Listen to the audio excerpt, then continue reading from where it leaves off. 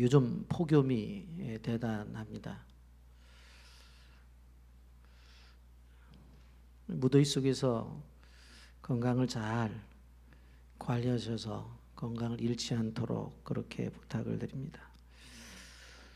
이렇게 덥다 보면 영적으로 우리가 나태하기가 쉽습니다. 게다가 이번 주는 휴가의 절정을 이루는 주간인데 피서지를 찾아서 해변으로 계곡으로 이렇게 찾아 휴가를 가는 것을 봅니다. 쉼은 필요합니다. 그러나 너무 신앙적인 즐거움에 빠져버리면 신앙적으로 해해지는 일들이 있을 수 있다고 하는 것입니다. 그래서 세상의 즐거움에 너무 빠져서 신앙적으로 해해지는 일이 없도록 해야 되겠다 생각합니다. 여러분, 20세기 초에 중국 역사에는 아주 특이한 집안이 하나 등장을 합니다. 목사님 가정에 딸 셋을 두었는데 그 세 명의 이름이 송애령, 송경령, 송미령이라고 하는 자매입니다. 근데 그 자매들이 지성미와 역사의식이 뚜렷한 그러한 자매들이었는데 이들이 성장해서 이제 남편을 만나게 되어집니다. 근데 그 남편들이 다 특별해요. 첫째 딸은 부유한 은행가이자 재무관을 만나 결혼하게 되어지고, 둘째 딸은 중국 건국의 아버지라고 부르는 손문과 결혼을 합니다. 그리고 셋째 딸은 중국 국민당 총독인 장개석과 결혼을 하게 됩니다. 그럼 지금도 손문이나 장개석 같은 이들은 중국인이 대표적으로 존경하는 사람들 가운데 들어가 있습니다. 그러니 그런 사람들과 결혼을 했더니 얼마나 대단한 집안이었는가. 이 특이한 집안의 일대기를 나중에 송가 황조라고 하는 영화로 만들어져서 방영이 되어지는데, 여러분, 그들은 중국 현대사에 있어서 획을 긋는 그러한 여성들이 되었습니다. 생각해 보면 일반 서민들의 집에는 이런 일들이 일어나기가 쉽지 않습니다. 그러나 성경의 역사를 보게 되어지면 그런 가문이 있었던 것을 봅니다. 그게 바로 다윗의 가문입니다. 우리가 살펴보는 사무엘서는 다윗 집안의 이야기입니다. 다윗의 출발은 보잘것도 없었습니다. 아는 대로 목동이었습니다. 가정에서 주목을 받지 못해서 사무엘 선지자가 와서 바로 왕으로 기름 부음 받을 아들들을 등장시킬 때에 다윗은 등장하지도 못했던 그런 존재였습니다. 그런데 하루아침에 선택을 받습니다. 골리앗을 죽이고 용사로 인정을 받습니다. 그 일로 말미암아 사울왕의 사유가 되어지고 나라의 명성은 자자해져 갑니다. 그럼 그 일로 인해서 수많은 고난의 시간이 그에게 찾아오지만 그 고난의 시간을 통과하고 이제 사울왕이 죽은 다음에 블레셋 땅에서 고국으로 돌아와 왕으로 추대가 됩니다. 그리고 그 가문이 이제 왕과의 가문이 되어지는 것입니다. 이러한 과정 속에서 사무엘서는 이 사무엘이라서에서 말하는 것은 이 다윗이라고 하는 한 사람이 어떤 가문을 이뤄내고 그리고 그 가문이 그 나라에 어떠한 영향을 끼쳤는지에 대해서 자세하게 설명을 하고 있습니다. 여러분, 사무엘하 3장 1절 말씀은 바로 사무엘서의 핵심을 관통하는 바로 중요한 말씀입니다. 사울의 집과 다윗의 집 사이에 전쟁이 오래매 다윗은 점점 강하여 가고 사울의 집은 점점 약하여 가니라. 다윗이 개인적으로 하나님과 함께하는 사람이 되니까 그 가정도 하나님이 함께하는 가정이 되었고 결국은 그 가정이 국가에도 지대한 영향을 끼치는 가정이 된 것을 볼 수가 있습니다. 오늘 말씀을 들으면서 우리 모두가 다윗과 같은 사람이 되어져야 되고 우리가 속해져 있는 가정이 다윗의 가정 그리고 우리의 가정들이 정말 국가에까지도 영향을 끼칠 수 있는 귀한 가정이 되었으면 좋겠다 하는 바람을 가지고 오늘 말씀을 듣기를 원합니다. 영상 보고 말씀 계속하겠습니다.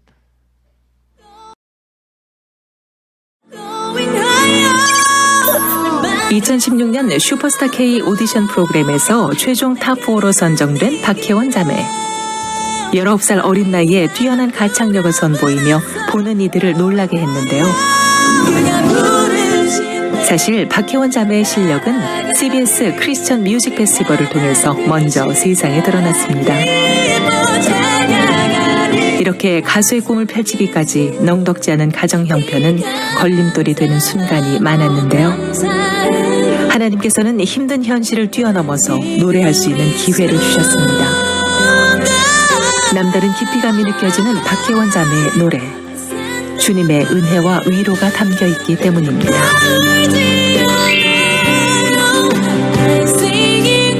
이런 돈 신경 쓰느라, 엄마 신경 쓰느라, 이런 형편 걱정하느라 학교를 포기하겠다라는 결론을 지었는데 교회를 갔는데 청년부 예배당을 탁 여는 순간 아직도 기억이 나는 게 부르신 곳에서라는 찬양이 그 가사가 그냥 맨날 이제 여는 찬양이었거든요. 예배를 여는 찬양이었는데 맨날 듣던 찬양인데 그때는 신앙도 없어서 예배 그 찬양을 듣고 예배 말씀을 듣고 우는 사람이 정말 이해가 안 갔어요. 그래서 왜 울지? 이러면서 이 세상에 좋은 노래가 얼마나 많은데 왜 울까? 정말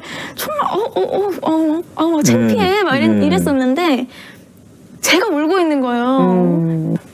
나 왜 울지 막 눈물을 닦고 있는데 마음속에서 아니야 한번 다 울어보자. 내가 집에서 못 울으니까 여기서라도 울어보자. 그래서 기도를 한번 해보자.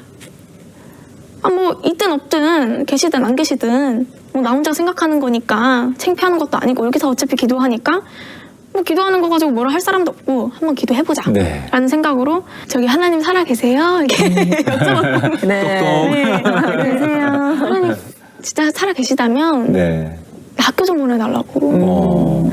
저 학교 좀 보내주세요. 제발 보내주세요. 저 이 학교 너무 가고 싶었고 하나님 정말 살아계시다면 나를 안다면 내가 얼마큼 노력했고 이 학교를 얼마나 가고 싶었는지 아시지 않았느냐고.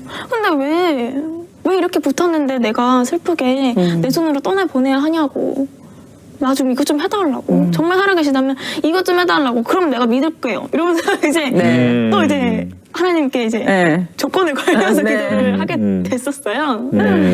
이제 그 예배가 끝나고 엄마가 이제 하시는 말씀이 이거는 아닌 것 같다. 미안하다고 하시면서 이제 등록금 마련을 하고 학교에 이제 가게 됐어요. 그러고서 제가 너무 신기하고 떨떠름해서 이게 하나님이 해주신 건가? 막 그때는 이제 막 기분이 좋고 하니까 뭔가 내가 분간이 안 되는 걸 수도 있어. 이거 우연의 일치인데 괜히 그런 걸 수도 있어.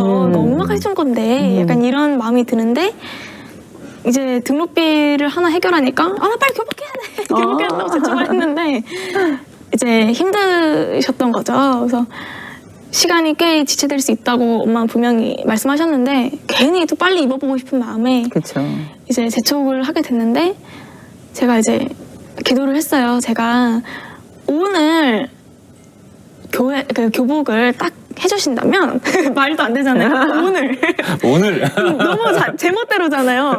오늘 갑자기 하나님이 씩 웃으실 것 같아. 오늘 제 교복을 딱 해주신다면 정말 이번이 마지막으로 말을 2번 다시 하지 않겠다고 딱 믿겠다고 저 한 입 가지고 이제 더 이상 두말하지 않겠다고 딱 기도를 했던 것 같아요. 그래서 했는데 그날 저녁에 아빠가 들어오시면서 교복을 가지고 오셨는데 너무 신기한 거예요. 그러니까 제가 엄마한테 그렇게 재촉할 때는 그렇게 어떤 변화가 일어나지 않다가 제가 이렇게 뜬금없이 기도를 딱 하니까 그날 이제 저녁에 아빠가 교복을 사오신 게 우리 친구들은 들었을 때 뭐지 그것도 우연의 일치 아니냐 하는데 어떤 내가 사랑받고 있구나 그렇지. 지켜주시고 계시구나라는 느낌은 오로지 나만 가수 박혜원 자매가 하나님이 그를 어떻게 세워가시는지에 대해서 우리가 간증을 보았는데 오늘 본문에 들어가 보면 사울의 집안과 다윗 집안 사이에 전쟁이 오래 계속되었다고 말을 합니다. 그런데 특이한 점은 다윗의 집안은 점점 다 강해지는 반면에 사울의 집안은 더욱더 약해졌다고 이렇게 말씀을 하고 있습니다. 이러한 상황 속에서 사실 사울의 집안에는 장군 아브넬이라고 하는 사람이 권력을 잡고 사울의 왕의 아들이었던 이스보셋을 세워서 정치를 하고 있었는데 한 가지 일이 발생이 되어집니다. 아브넬이 사울의 후궁이었던 리스바와 잠자리를 하게 되어지는데 이것을 보고 사울의 아들 이스보셋이 아브넬에게 화를 내요. 어떻게 그럴 수가 있냐고. 그런데 이 일로 아브넬이 마음이 상해서 바로 그의 마음을 다윗에게 돌립니다. 그리고 다윗에게 사람을 보내서 자신이 함께하겠다고 그렇게 뜻을 전해요. 그리고는 이스라엘의 장로들을 설득을 해서 결국 이스라엘이 다윗 중심으로 통일되는 그러한 결과를 가지게 되어집니다. 그러나 이러한 과정 속에서 실질적으로 요압이 자기의 동생 아사엘을 죽인 그러한 아브넬에 대한 앙심을 품고 아브넬을 죽이게 되어지는데 그 아브넬의 죽음 앞에 슬퍼하는 그 모습으로 사무엘하 3장이 맞춰지는 것을 볼 수가 있습니다. 이게 사무엘하 전체의 내용인데 분명코 성경은 다윗의 집안은 더욱더 강해졌다. 이것이 은혜라는 거예요. 이것이 하나님의 축복이라고 하는 것입니다.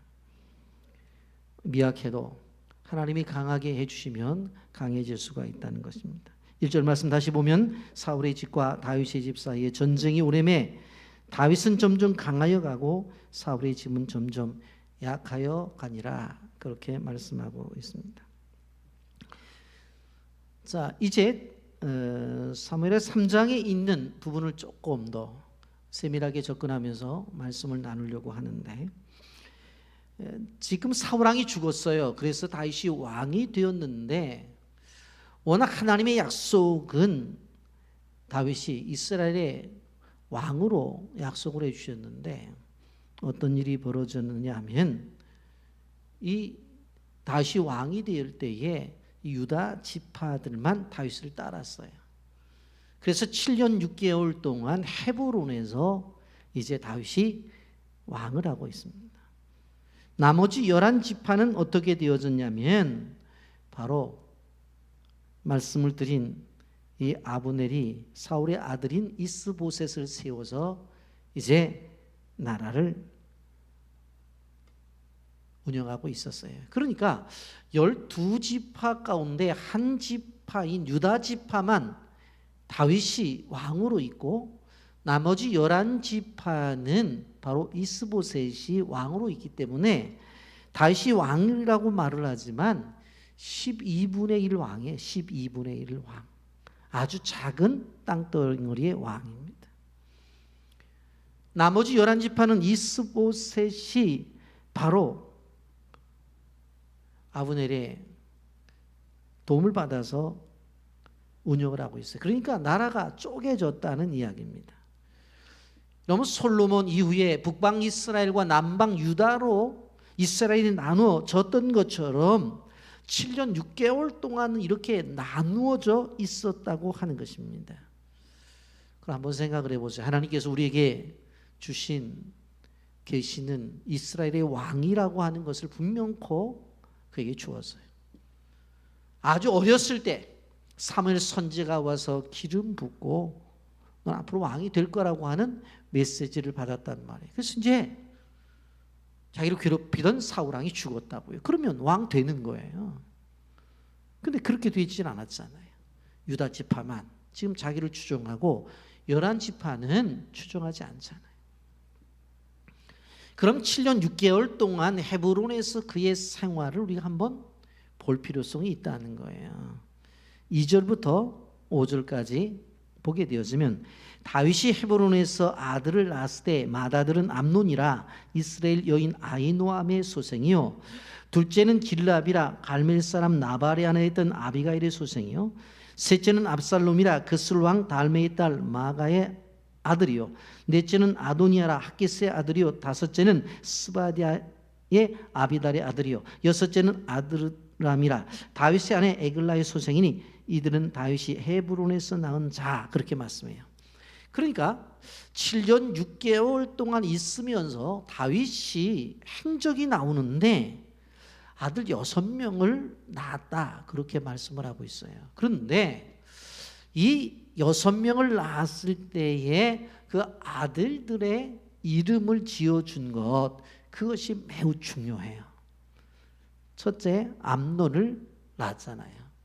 암논을 무슨 뜻을 갖고 있어요? 바로 믿을 수가 있다, 믿어야 된다 그런 뜻을 갖고 있어요. 지금 11지파는 저쪽에서 이스보셋이 왕이 되어져 있고 자기는 이 유다 지파 하나만 다스리고 있는데 그의 마음속에 첫 아들을 낳자마자 믿자, 하나님의 말씀 믿자, 하나님의 역사를 믿자 그렇게 이름을 지은 거예요. 둘째 아들은 길르압이라고 지었어요.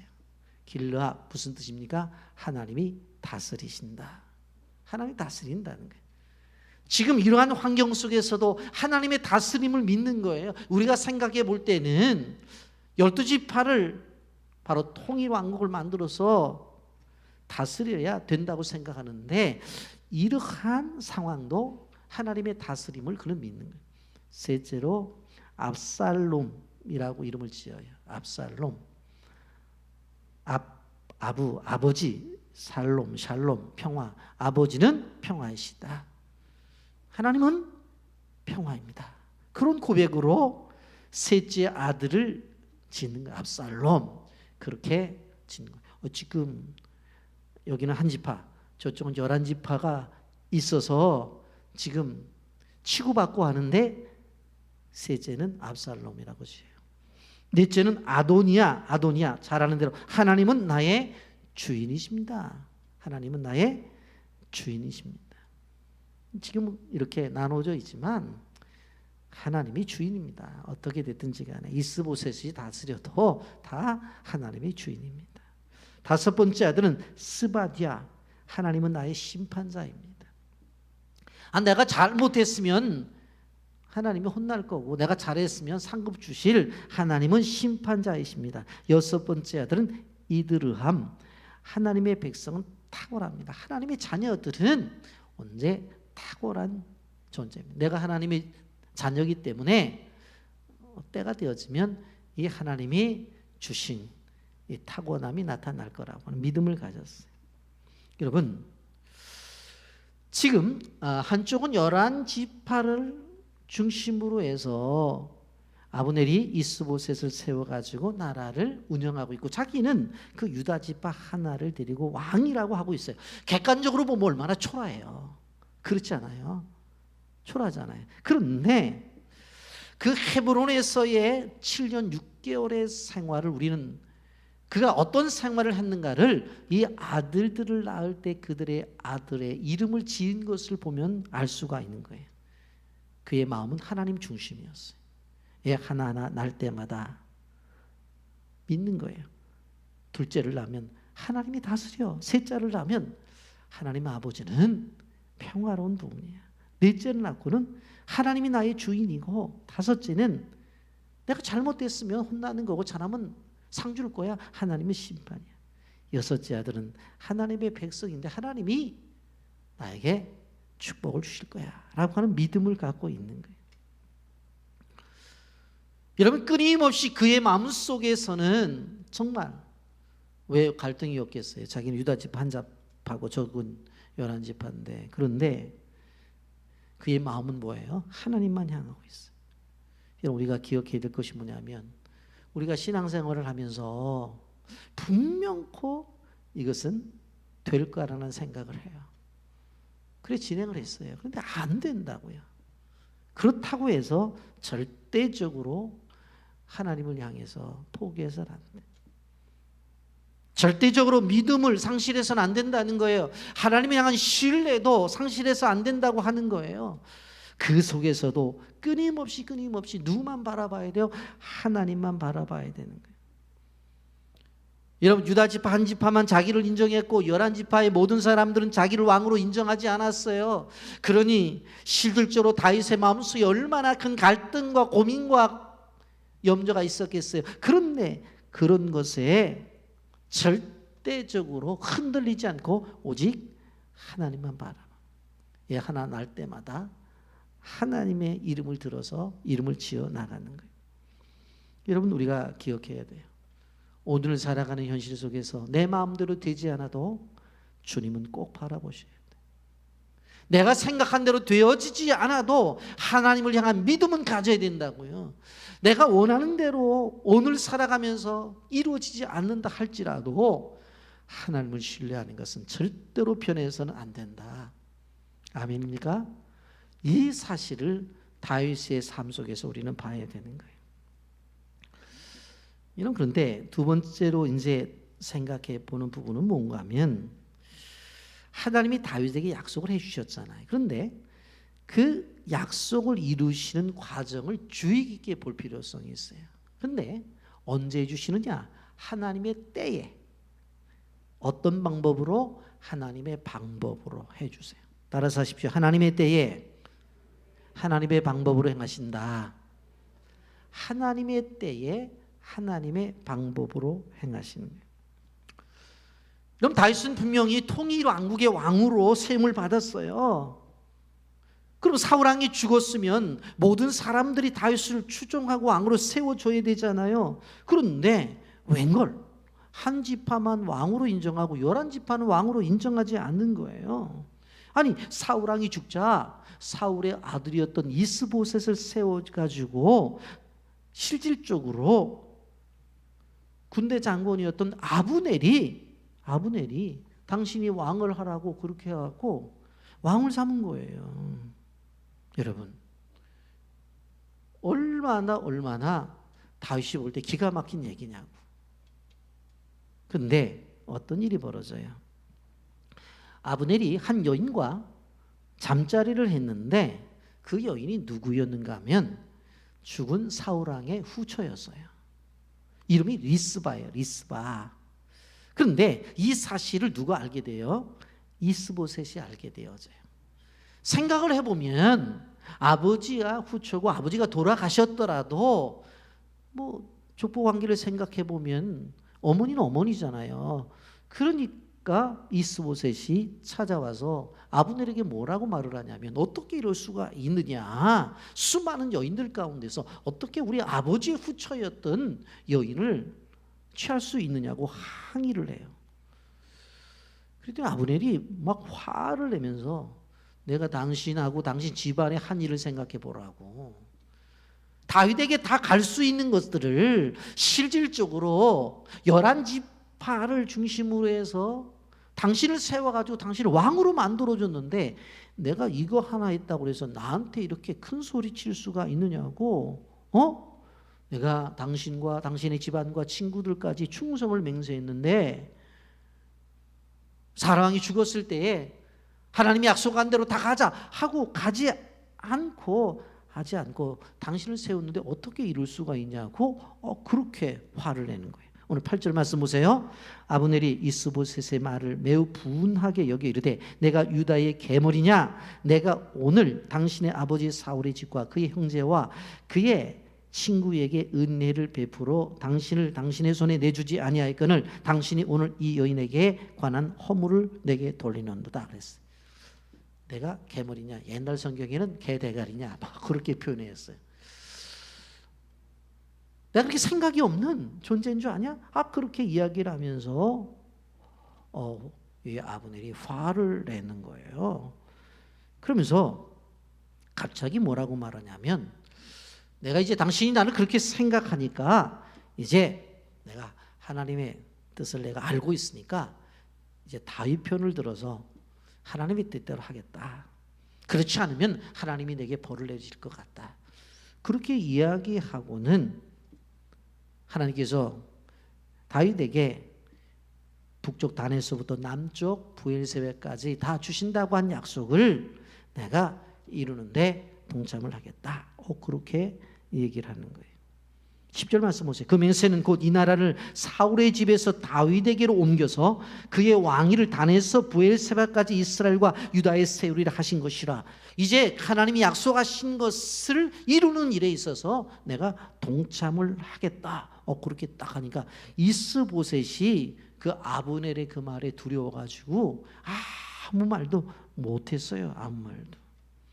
근데 아브넬이 말만 한 것이 아니라 이 결단을 실행하고자 다윗에게 사절단을 보내요. 사절단을 보내갖고 뭐라고 말하냐면, 워낙 하나님이 이스라엘 전체를 당신에게 준다고 하지 않았느냐, 내가 생각을 좀 잘못한 것 같다.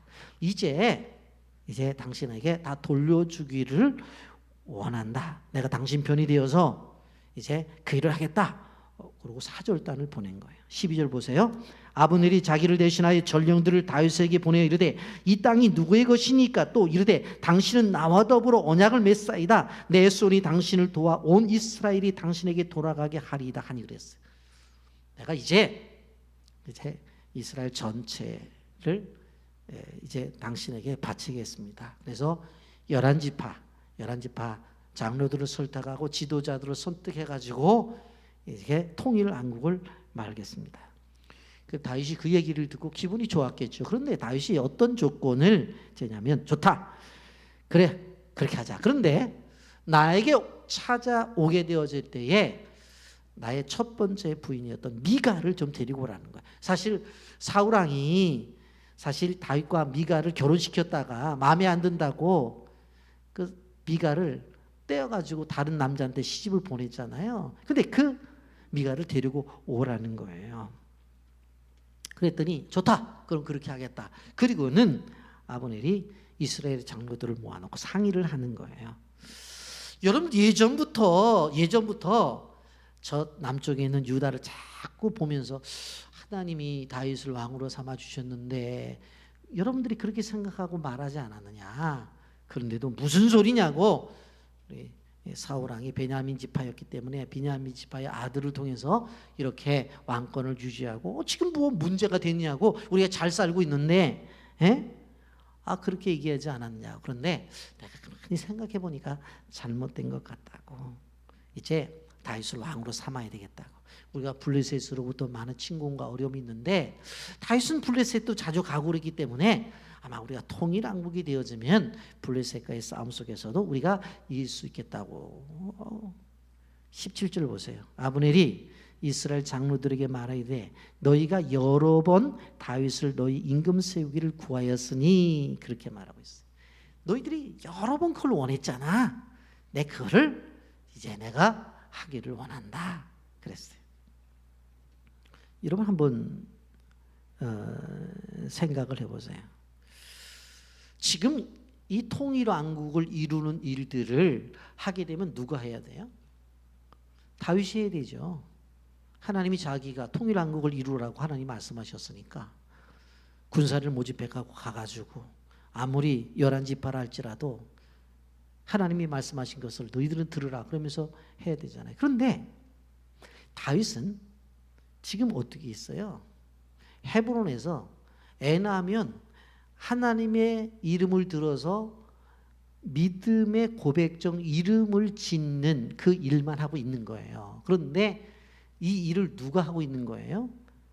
아브넬이 다윗이 해야 될 일들을 지금 하고 있는 거예요. 아브넬이 사람들을 보내서 다윗과 타협을 하고 다윗이 옳다고 말을 하니까 돌아왔을 때 어떻게 해요? 실질적으로 그 장로들을 설득하는 것을 볼 수가 있어요. 그리고는 설득을 한 다음에 어떻게 해요?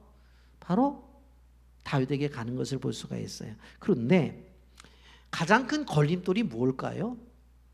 베냐민 지파 사람들이 걸림돌이죠. 왜? 사울 왕가니까. 근데도 그 사람들을 설득을 해요. 19절에 보면 아브넬이 또 베냐민 사람이 귀에 말하고 아브넬이 이스라엘과 베냐민 온 집이 선하게 여기는 모든 것을 다윗의 귀에 말하려고 헤브론으로 가니라. 그러니까 사울의 집안도 가서 설득을 하고 이스라엘의 장로들도 설득을 하는 거예요. 설득을 하는 거예요.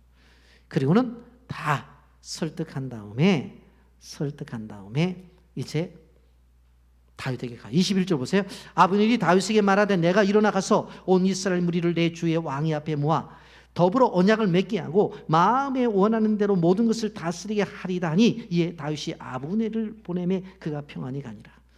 이제 아브넬이 장로들도 만나고 그 다음에 베냐민 지파 사람들로 만나서 다 설득을 하고 다윗에게 온 거예요.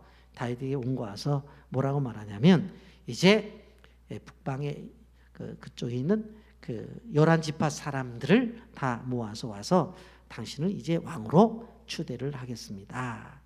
그렇게 이야기를 하는 거예요. 뭐 다윗이 얼마나 기분이 좋았겠어요. 그래 잔치를 하고 그래가지고 잘 먹여가지고 이제 보낸 거예요. 여기서 우리가 생각해 보세요. 이렇게 될 때까지 다윗이 한 게 뭐가 있어요? 다윗이 한 거는 아무것도 없습니다. 그냥 하나님의 때에 하나님의 방법으로 일을 진행하고 계신 거예요. 실질적으로 아브넬이라는 사람을 통해 가지고 여러분 아브넬을 통해서 한 거지 다윗이 한 게 없어요. 여러분 우리가 기억해야 될 것이 무엇인가 하면 하나님이 일하는 방식이 이와 같다는 거예요. 하나님이 친히 행하시는 방법이 이와 같다는 거예요. 우리가 어떤 경우에 힘써도 안 돼요. 애써도 안 돼요. 노력해도 안 돼요. 밤잠을 안 자고 해도 안 된다고요. 왜 안 되는 줄 아세요? 하나님의 때가 아니니까 안 되는 거예요. 왜 안 되는 줄 아세요? 하나님의 방법이 아니니까 안 되는 거예요. 하나님의 때가 되어지면 누구를 통해서든지 이루시고 하나님의 때가 되어지면 어떤 방법이라도 하나님의 방법대로 이루신다고 하신 것이 하나님의 방법이에요. 여러분 이스라엘 민족이 죄를 지어갖고 바벨론의 포로로 잡혀가는데 예레미야 선지자를 통해서 말씀을 하셨어요. 70년 동안 바벨론에 갔다가 너희들이 돌아올 거라. 그런데 바벨론에 있는데 이게 돌아갈 기미가 보이질 않아요. 돌아간다는 거 생각이 되질 않는 거예요. 근데 무슨 일이 벌어졌냐면 바벨론이 대단한 나라잖아요. 그런데 메데라는 나라하고 페르시아라는 나라가 딱 합해져 가지고 전쟁을 벌였는데 바벨론에 침공을 해가지고는 바벨론을 무너뜨린 거예요. 바벨론을 무너뜨린 거예요. 그때에 왕이 누구냐면 고레스라는 왕이에요. 근데 고레스라는 왕이 바벨론을 점령하고 여기저기를 돌아다니니까는 얼굴도 다르고 말도 다르고 또 가다 보니까 시나고그인 회당 그런 데 모여 있어요. 거기 가서 뭘 또 배우고 가르치고 그래요. 소위 말하면 성경을 배우고 가르치는 거예요. 그 뭐 하냐고 그랬더니 자기네가 사실 이렇게 배우고 가르치는 것이 있다. 그래서 너희들이 도대체 누군데 그랬더니 저기 유다 지역의 유대인들인데 전쟁을 통해 갖고 우리가 붙잡혀 왔는데 그것도 1차, 2차, 3차에 걸쳐서 붙잡혀 왔다고. 그러니까 고레스 왕이 그런 얘기를 하는 거야. 참 이상하다. 아니 그 나라를 점령했으면 거기서 놔두고 우리나라로 가면 되지. 왜 거기서 사람들을 다 끌어와? 희한하네. 그러면서 너희들 고향 가고 싶으면 여기 가고 싶다. 그럼 가. 그래서 보낸 거예요. 그런데 보낼 때 뭘 얘기하는 거예요? 우리는 유대인들로서 하나님을 믿는 사람들인데 그곳에 성전이 있다고. 근데 여기서 성전을 지지 못하게 해가지고 우리가 이렇게 우리식으로 말하면 성경 모임을 할 수 있는 장소를 이렇게 만들어서 한다. 그게 회당이에요. 그러면 가서 성전 지어. 가만히 보니까 돈이 없잖아요. 그랬더니 70년 동안 밀린 임금 다 받아가지고 가래. 바벨론 사람들한테 밀린 임금 돈 받아가지고 가게 되면은 나무들 없어. 그럼 저기 백향목 있잖아요. 그거 잘라가고 가라. 그 돌도 좋은 돌 가지고 가. 사람 없어. 그러면 석수쟁이부터 시작해서 목수 다 데리고 가. 다 데리고 가라는 거예요. 다 데리고 가라는 거예요. 이스라엘 사람들이 한 게 뭐가 있어요? 하나도 없어요. 하나님의 약속이 70년 동안 기다린 그 기다림 속에서 이루어지는 하나님의 역사예요. 근데 건물은 지었어. 근데 여러분 70년 동안 살았으니까 어떤 영적인 열정이 사라졌잖아요. 그랬더니 에스라를 통해서 어떻게 해요? 가가지고 부흥운동을 일으키잖아요. 그리고 또 성벽이 무너져서 뭐 난리가 났대. 그러니까 느헤미야를 통해서 백성들을 보내갖고 성벽을 다 세워지잖아요. 중요한 게 뭡니까? 하나님의 때에 하나님의 방법으로. 하나님의 때에 하나님의 방법으로. 여러분, 하나님은 하나님의 일을 자신이 하시는 거예요. 그리고 자신이 그 일을 성취하시는. 오늘 저녁에 창세기 말씀을 제가 강의를 하게 될 텐데 저녁 시간에 좀 들으세요. 오늘의 이 부분도 그 이삭을 드리는 사건 속에서 아주 재미난 표현이 하나 나오더라고. 제가 말씀을 준비하면서 보니까 지금 얘기 드리면 다 들었네. 그리고 저녁에 예배 안 드릴 것 같아서 얘기 안 할 거예요. 저녁에 꼭 들으세요. 여러분 보세요. 우리나라의 경우도 참 조심스럽습니다.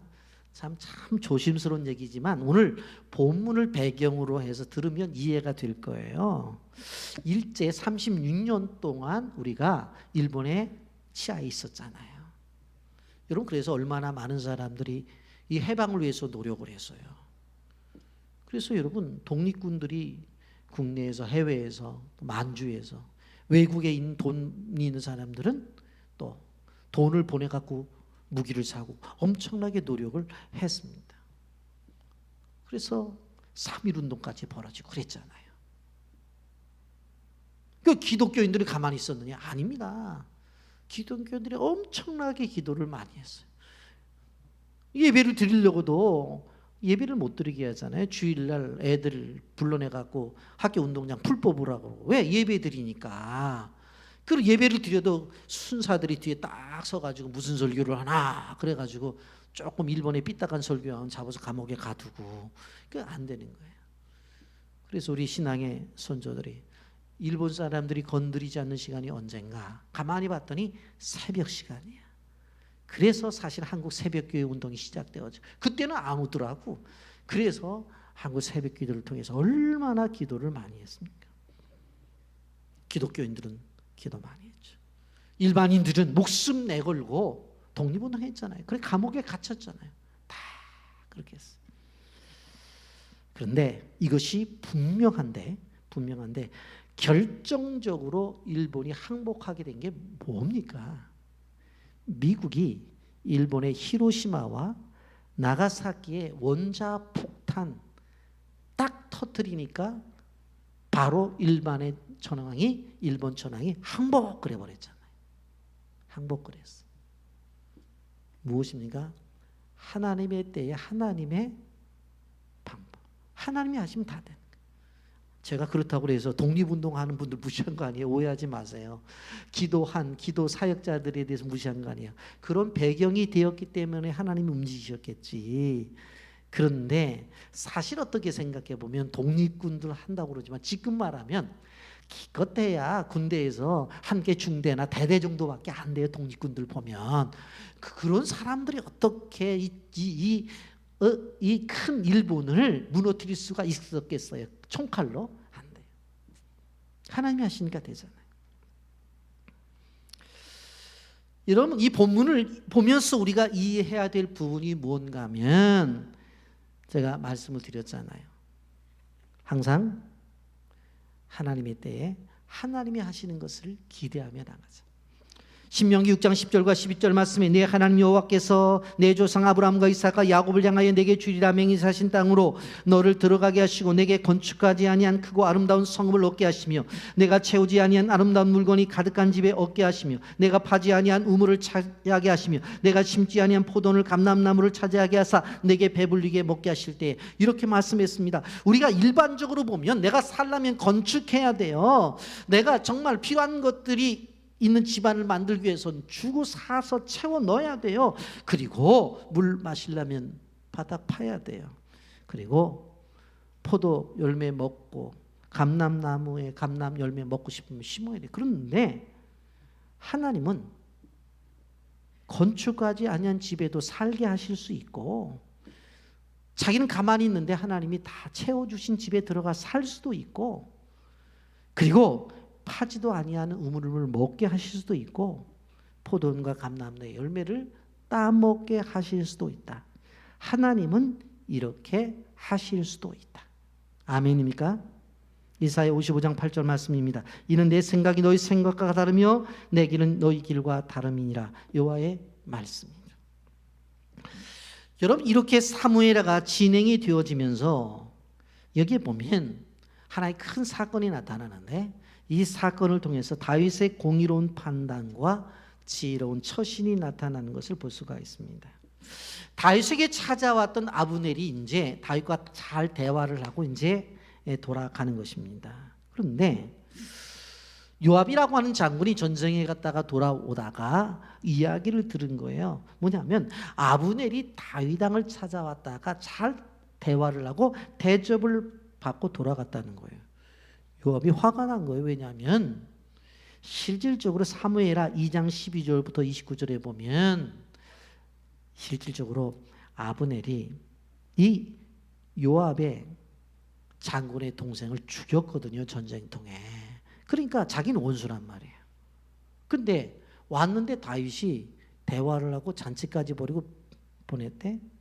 그 이야기를 주변의 사람들이 이야기를 해줘요. 23절 요압 및 요압과 함께한 모든 군사가 돌아오며 어떤 사람이 요압에게 말하 이르되 내리 아들 아브넬이 왕에게 왔더니 왕이 보내매 그가 평안히 갔나이다. 화가 났어요. 그래서 어떻게 합니까? 요압이 곧 왕에게 와서 항의를 해요. 아니 왕이 어떻게 이렇게 할 수가 있냐고. 아브넬이 왕에게 왔을 때 분명코 아사엘을 죽인 것을 알 텐데 그냥 보낼 수가 있겠느냐고. 여러분 24절 보세요. 요압이 왕에게 나와 이르되 어찌한 진심입니까? 아브넬이 왕에게 나왔거늘 어찌하여 그를 보내게 잘 가게 하셨나이까? 그리고는 다윗 몰래 사람을 보내서 아브넬을 뒤쫓아요.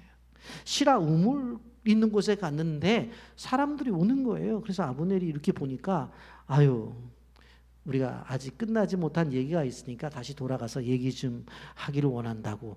그러니까 아브넬이 그렇게 하자고 되돌아갔어요. 그랬더니 어떻게 해요? 바로 이 요압이 아브넬을 동생의 원수를 갚겠다고 해서 그냥 죽여버려요. 27절 아브넬이 헤브론에서 돌아오며 요압이 더불어 조용히 말하는 듯이 그를 데리고 성문 안으로 들어가 거기서 배를 찔러 죽이니 이는 자기 동생 아사엘의 피를 말미암이었더라. 동생의 원수를 갚는 거예요. 동생의 원수를 갚는 거예요. 근데 그 이야기를 누가 더 다윗이 듣는 거예요. 근데 다윗이 충격을 받는 거예요. 그 다윗이 뭐라고 말하냐면 이 아브넬의 죽음은 나하고도 상관없고 우리 집안과도 상관없고 우리 나라와도 상관이 없다. 그리고 바로 이 죄는 너 요압의 머리와 아버지와 온 집으로 돌아갈 거다. 그렇게 이야기를 해요. 그리고는 그 소식에 온 백성들에게 아브넬의 죽음 앞에 애곡을 하라고 그렇게 이야기를 해요. 자기도 옷을 찢고 허리에 굵은 베옷을 두른 후에 실질적으로 아브넬의 상여를 따라가면서 통곡을 해요. 여러분 그리고 백성들도 그렇게 하라고 얘기를 해요. 이 32절 아브넬을 헤브론에 장사하고 아브넬의 무덤에서 왕이 소리를 높여 울고 백성도 다 운이라고 그랬어요. 그리고는 죽음을 두고 조가를 불러서 노래를 불렀던 것을 볼 수가 있어요. 34절입니다. 내 손이 결박되지 아니하였고 내 발이 착고에 채이지 아니하였거늘 불의한 자식의 앞에 엎드러진 같이 내가 엎드러졌도다 하며 온 백성이 다시 그를 슬퍼하니라. 무슨 내용입니까? 조가를 부르면서 아브넬이요, 내가 장군 아니냐? 그런데 결박이 되었다면 내가 죽을 수도 있고 발이 착고에 차였다면 죽을 수도 있지만 자유한 내 몸을 갖고 내가 어떻게 그렇게 죽을 수가 있느냐 하면서 애통을 하는 거예요. 애통을 하는 거예요. 그러면서 밥도 먹지 않고 어떻게 해요? 애통을 해요. 애통을 해요.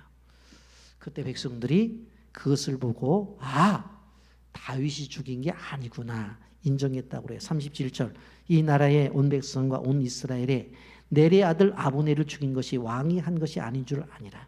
이게 무슨 얘기인가 하면 이런 얘기가 된 거예요. 사람들이 수근수근하겠죠. 아브넬이 죽었다고 그러니까, 야, 다윗이 요압시켜갖고 내가 돌려버렸는데 살짝 불러갖고 칼 잘 쓰는 놈 시켜서 죽여버려. 그렇게 할 수도 있겠다. 왜? 과거에는 원수였으니까. 요즘 말로 말해서 여의도 정치용어로 말하면 꼼수죠, 꼼수. 그렇게 오해를 하는 사람들도 있었는데, 다윗이 베옷을 입고 장례 행렬에 들어가서 통곡을 하고 밥도 먹지 않고 그러니까 백성들이 이게 다윗의 진심이었구나 하는 것을 깨닫게 되어진 거예요. 여러분, 우리는 다윗은 이제 무슨 생각을 한 거예요? 통일왕국을 세우는 일에 아브넬의 쓰임을 받았다는 일들에 인정을 하고 협의를 하고 돌려보냈잖아요. 예? 공의로운 판단을 하잖아요. 그런데 그가 죽었을 때에 어떻게 해요? 진심으로 가슴 아픈 것들을 보여주면서 바로 그 장례를 함께하는 것을 볼 수가 있어요. 이게 다윗의 인격이에요. 쉬운 말로 말하면 다윗의 댐댐이에요. 나는 살려 주려고 그러고 나는 잘해보려고 했는데 그 요압을 통해 죽었다며. 하나님의 뜻이겠지. 그거 잘 됐다. 그런 생각 안 난 거야. 다윗이 그렇게 훌륭하죠. 그래서 다윗이 그만한 인격자라고 하는 것입니다. 말씀을 정리합니다. 여러분, 사울의 가문과 다윗의 가문의 차이가 어떤 것일까요? 인간적으로 보면 사울 쪽이 훨씬 더 유리하게 출발을 해요. 왕이었죠. 권력을 누렸죠. 사람들의 존경을 한 몸에 받았어요. 명예롭게 출발을 하게 되어져요. 그런데 시간이 지남에 따라 사울의 가문은 무너져 버려요. 여러분, 사울의 결정적인 허물이 국방이 약해서, 경제적인 문제를 해결하지 못해서, 사회적인 문제를 해결하지 못해서? 아니에요. 하나님과의 관계 속에서 불순종 때문에 이렇게 무너져 가버린 거예요. 여러분, 다른 데 문제가 아니라 영적인 문제가 있기 때문에 무너져 버린 거예요. 이것이 기독교의 세계관이고 이것이 성경이 말하는 가치관이에요. 반면 다윗을 보세요. 목동이었잖아요. 시작이 미약해요. 사울 왕 앞에 설 때 미천했어요. 그래서 사울은 왕이었지만 그는 아버지 심부름을 한 그 막내둥이에 불과했잖아요. 그런데 하나님은 그를 선택하셔요. 이유가 뭘까요? 바로 그는 하나님의 사람이에요. 하나님의 말씀대로 순종해서. 그래서 기름을 붓고 바로 결국은 점점 더 왕성해지는 하나님의 축복을 받는 거예요. 여러분, 요즘 가장 인기 있는 드라마 가운데 ENA의 수목 드라마 이상한 변호사 우영우라고 하는 드라마가 있습니다. 이미 하도 세계적으로 유명해져서 다 보신 줄 알 겁니다. 막장 드라마가 판을 치는 시대 속에서 그래도 착한 드라마가 하나 등장을 하니까 얼마나 좋은지 모르겠어요. 이 드라마를 보면 자폐 스펙트럼 장애를 앓고 있는 이 주인공 우영우, 자폐지만 아주 똑똑해요. 근데 보니까 우영우의 아빠가 김밥 장사를 하고 있지만 서울 법대 출신이고 엄마도 서울 법대를 나왔어요. 그래서 그 흐름을 보게 되면 부모의 머리가 좋아서 그것을 닮아서인지 천재적인 암기력과 문제 해결의 능력이 탁월한 것을 볼 수가 있어요. 부모의 유전 인사가 그대로 이어받았다는 거죠. 운동선수 집안에 운동선수 나오고 연예인 가문에 연예인 나오는 것을 볼 수가 있습니다. 무엇을 할 수 있어요? 부모의 신앙, 그 신앙이 가지고 있는 영향력은 자손들에게 물려서 대를 잇는다고 하는 것을 볼 수가 있습니다. 다윗은 다윗 하나의 승리가 아니라 결국은 오늘 성경이 말한 것은 무엇인가 하면 다윗의 집이라고 말을 했어요. 이것은 다윗 하나의 문제가 아니라 다윗의 집이다. 그리고 앞으로 우리가 사무엘 하를 계속 말씀을 보게 되었습니다만은 결국 그것은 그 영향력이 나라에 영향력을 끼치는 것을 바라볼 수가 있습니다. 여러분, 말씀을 정리합니다. 나 혼자가 아니라는 거예요. 나 혼자가 아니라 이것은 나를 중심으로 해서 우리 가정은 우리 가정 혼자만의 문제가 아니라 더 나아가서 국가에도 영향을 끼칠 수 있는 가문이 될 수가 있다 하는 것이 성경이 가르쳐주는 교훈입니다. 그래서 우리가 기억해야 돼요. 한 가정이 중요해요. 그러기 위해서는 한 사람이 중요한 거예요. 그리고 국가도 뭐예요? 한 가정이 중요하다고 하는 것을 우리는 기억해야 되는 것입니다. 점점 더 강해지는, 하나님의 은혜 가운데 강해지는 성도가 되시기를 주님의 이름으로 축복합니다. 더 강해지는 가정이 되기를 축복합니다. 더 강해지는 이 나라 이민족이 되기를 축복합니다. 요절 말씀 1절 읽고 제가 말씀을 정리합니다.